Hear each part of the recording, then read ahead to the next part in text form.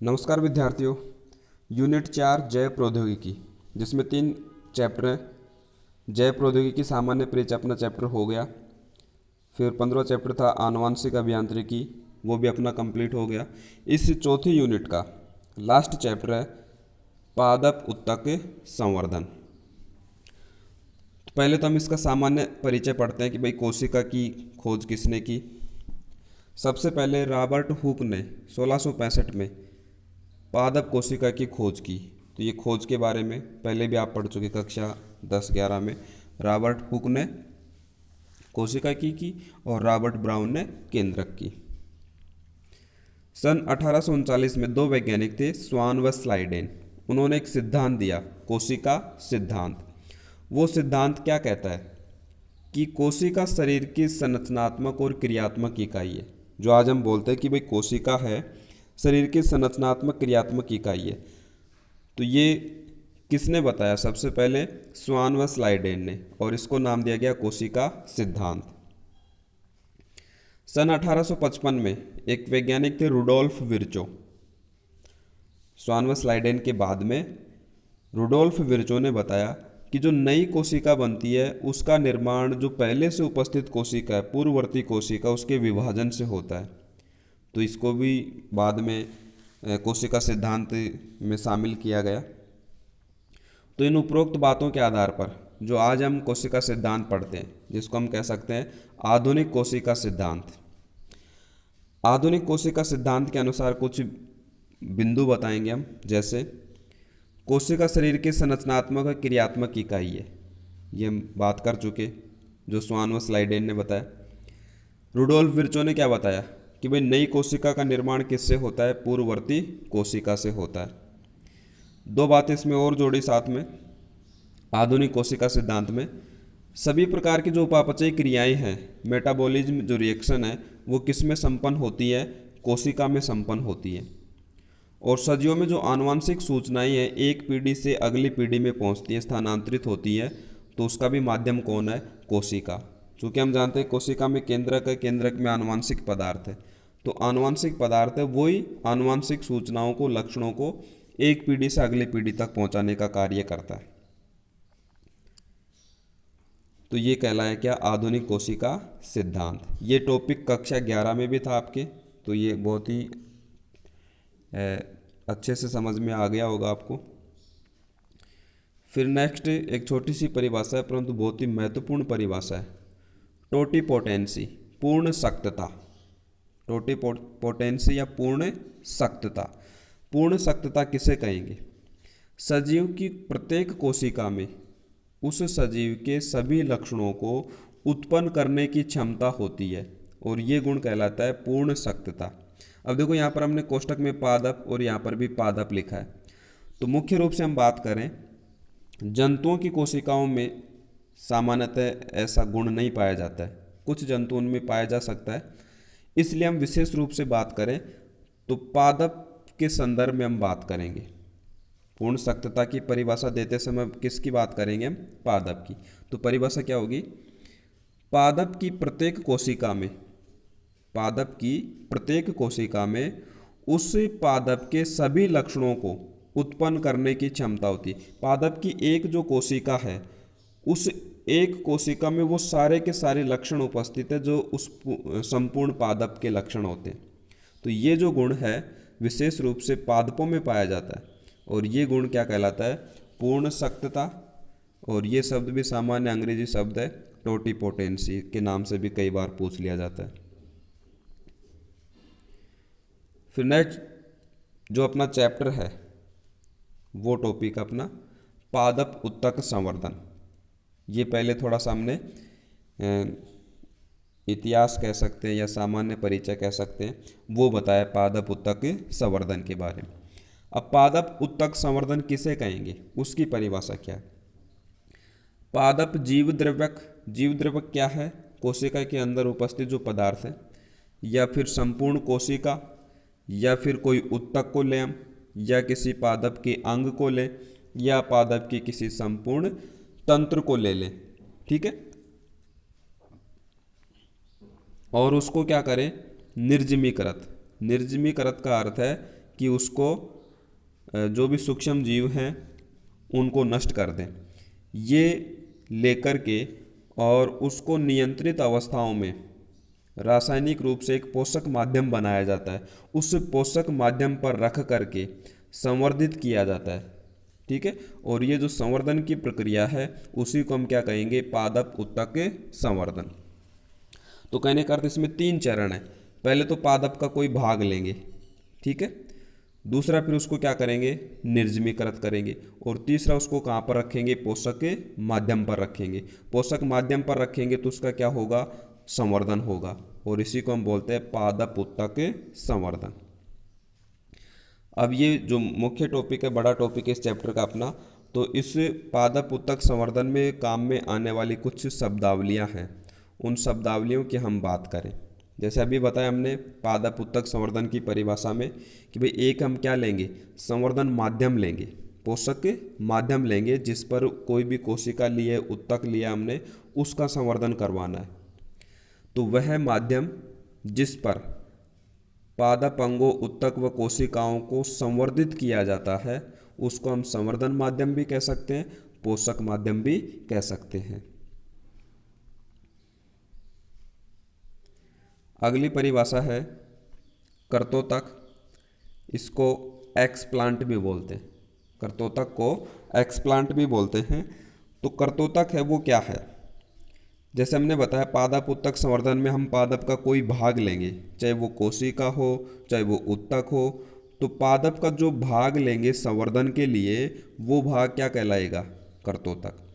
पौधे के वे भाग जिनका उपयोग संवर्धन के लिए किया जाता है उसको कर्तोतक, या अंग्रेजी में बोलते हैं उसको एक्सप्लांट।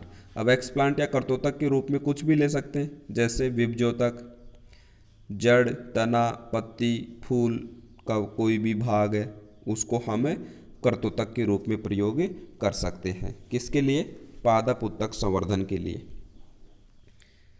अगली परिभाषा किर्ण या कैलस। कर्तोतक हमने ले लिया, संवर्धन माध्यम पर रख दिया, तो जो नया संवर्धित विभज्योतक कोशिकाओं का समूह संवर्धन माध्यम पर रखेंगे हम, किसको, कर्तोतक को रखेंगे, तो उससे क्या होगा, विभज्योतकी कोशिकाओं का एक असंगठित समूह बनेगा। उस असंगठित समूह को क्या कहते हैं, कैलस। नेक्स्ट परिभाषा जीव द्रव्यक। कोशिका भित्ति रहित पादप कोशिका, पादप कोशिका उसकी कोशिका भित्ति को हम अलग कर दें तो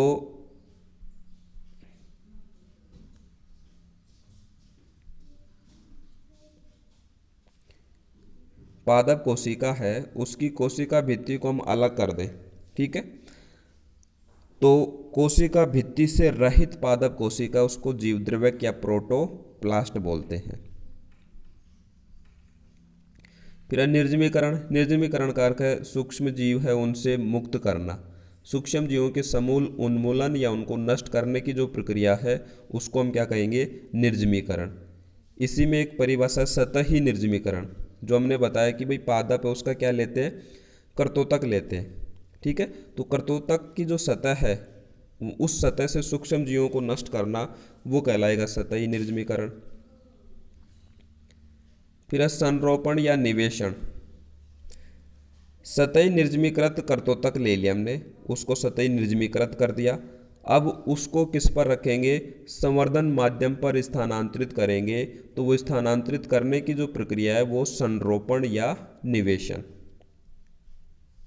देखिए पहले तो क्या लिया हमने, कर्तोतक।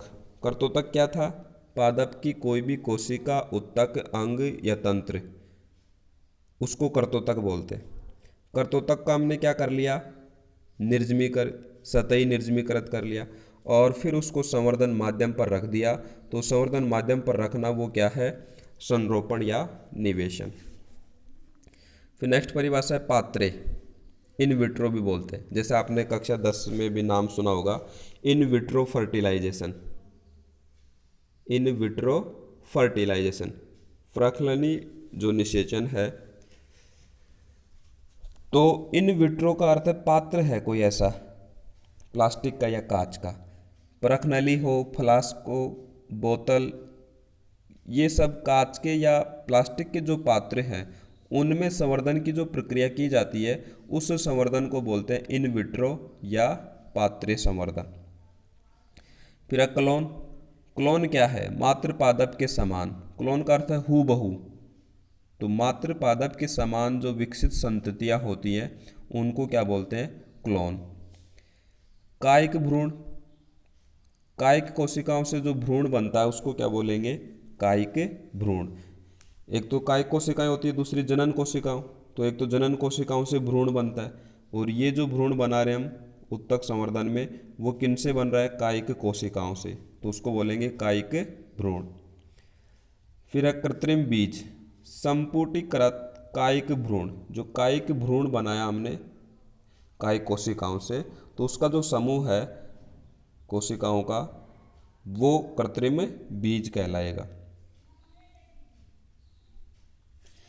फिर है भ्रूणाभ। पात्रे विधि, इन विट्रो विधि द्वारा कायिक कोशिकाओं से क्या बनाना? भ्रूण के सदृश संरचना बनाना, वो क्या कहलाएगा? भ्रूणाभ। फिर है सूक्ष्म प्रवर्धन। उत्तक संवर्धन, पादप उत्तक संवर्धन बताया हमने। उत्तक संवर्धन द्वारा पादप का निर्माण कर रहे हैं, पादप का जनन हो रहा है, तो उसको हम क्या बोलेंगे? सूक्ष्म प्रवर्धन। तो ये तो थी कुछ शब्दावलियाँ पादप उत्तक संवर्धन में। आगे जो टॉपिक पढ़ते जाएंगे हम उनमें ये शब्दावलियाँ आपके काम आएंगी, तो इनको आप अच्छे से याद कर लेना। फिर है पादप उत्तक संवर्धन हेतु संसाधन। भाई इसमें कौन कौन से उपकरण पादप उत्तक संवर्धन के लिए आवश्यक है? सबसे पहले पादप उत्तक संवर्धन के लिए एक आधुनिक उपकरणों से युक्त प्रयोगशाला होनी चाहिए, ठीक है। और ये प्रयोगशाला सूक्ष्म जीव है, कीट पतंग है, उनसे दूर होनी चाहिए। एक जो पादप हम ले रहे हैं काम, जिसके बीज या पादप के अन्य भाग काम में ले रहे हैं, उनसे भी वो दूर स्थित होनी चाहिए, मतलब उनके पास स्थित नहीं होनी चाहिए। प्रयोगशाला में और क्या क्या सुविधा होनी चाहिए?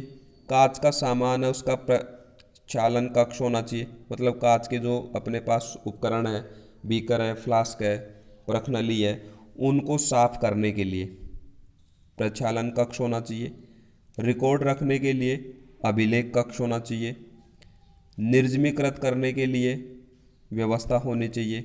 और फिर उसमें एक संवर्धन कक्ष, पोषक माध्यम पर हम क्या करेंगे? उसको संवर्धित करेंगे, तो उसको बोलेंगे संवर्धन कक्ष। तो ये प्रयोगशाला में सुविधाएं उपस्थित होनी चाहिए।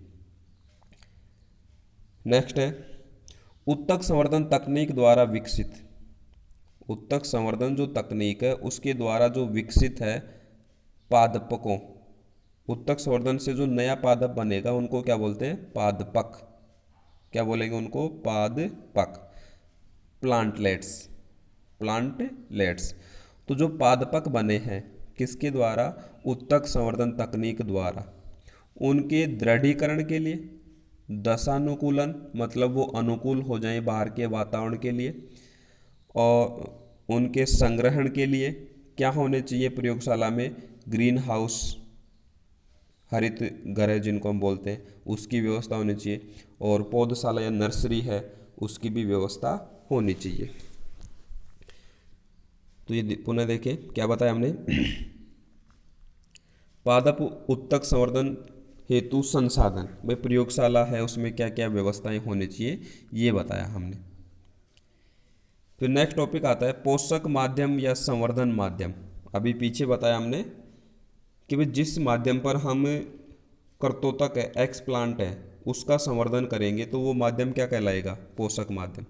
वह माध्यम जिस पर पादप अंगों, उत्तक या कोशिकाओं को, इन सब को मिलाकर के हम क्या बोलते हैं? कर्तोतक।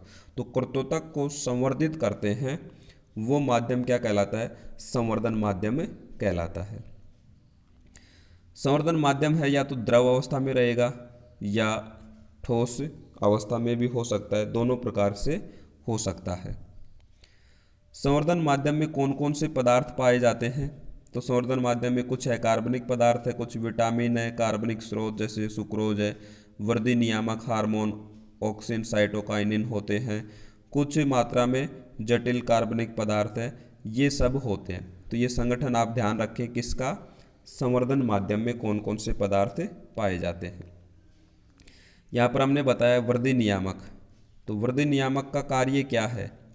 एक्सप्लांट, जिसको हम कर्तोतक बोल रहे हैं, तो कर्तोतक में कोशिका विभाजन व अंगों के निर्माण के लिए ये वृद्धि नियामक है वो आवश्यक है, इसलिए इनको संवर्धन माध्यम में मिलाया जाता है। अब संवर्धन माध्यम है उसका भी विकास किया गया वैज्ञानिकों के द्वारा। तो संवर्धन माध्यम का जो विकास है वो है वाइट, मुरासिंग और स्कुग, ये 3 वैज्ञानिक थे, इन्होंने किया। ठीक है।